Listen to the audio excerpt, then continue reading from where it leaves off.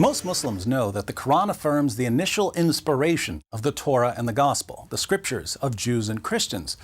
They believe this based on passages of the Quran, such as Surah 3, verses 3 to 4.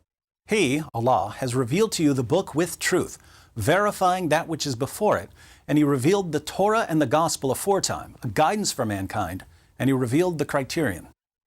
So Allah gave the Torah and the Gospel as a guidance for mankind.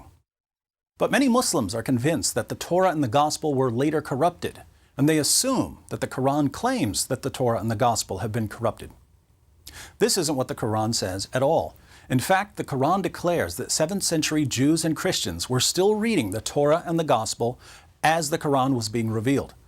In Surah 7, verse 157, Allah says, "Those who follow the messenger, the unlettered prophet, whom they find written down with them in the Torah and the Gospel, it is they who will prosper." How can we find Muhammad mentioned in the Torah and the Gospel if we don't have the Torah and the Gospel? Is the Quran only saying that there are parts about Muhammad that are reliable, even though other parts have been corrupted? How would we know that the parts about Muhammad weren't among the corrupted parts? What's the point of appealing to a book to validate your prophet if you're simultaneously claiming that the book you're appealing to has been corrupted? Contrary to charges of corruption, the Quran asserts that no one can change Allah's words. Surah 6, verses 114 to 115. "Shall I then seek a judge other than Allah? And He it is who has revealed to you the book made plain. And those to whom we have given the book know that it is revealed by your Lord with truth. Therefore you should not be of the disputers. And the word of your Lord has been accomplished truly and justly. There is none who can change His words, and He is the hearing, the knowing." There is none who can change His words. Surah 18, verse 27. "And recite what has been revealed to you of the book of your Lord. There is none who can alter His words, and you shall not find any refuge besides Him." There is none who can alter His words.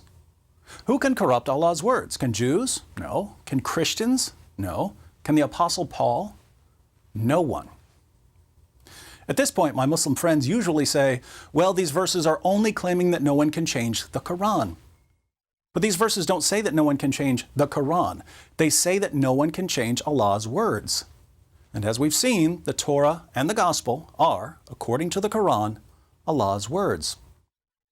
But the Quran goes even further than defending the inspiration and preservation of the Torah and the Gospel. The Quran insists that these texts are still authoritative. In Surah 5, verse 43, some Jews come to Muhammad to settle a dispute. Allah responds, "Why do they come to you for judgment, O Muhammad, when they have the Torah before them, wherein is the judgment of Allah? Yet they turn back after that, and these are not the believers." According to the Quran, do Jews need the Quran? No, because they have the Torah. According to Muslims today, do Jews need the Quran? Yes, because the Torah has been corrupted. See the difference between what Muslims believe and what the Quran says? What about Christians? Just a few verses after Allah tells Jews that they don't need Muhammad, Allah commands Christians in Surah 5, verse 47, "Let the people of the gospel judge by what Allah hath revealed therein. If any do fail to judge by the light of what Allah hath revealed, they are no better than those who rebel." According to the Quran, should Christians judge by the gospel? Absolutely. We're rebels against Allah if we don't. According to Muslims today, should Christians judge by the gospel? Of course not. The gospel's been corrupted. Again, do you see the difference between what the Quran says and what Muslims believe? If the Torah and the gospel have been corrupted, Jews and Christians have nowhere else to turn.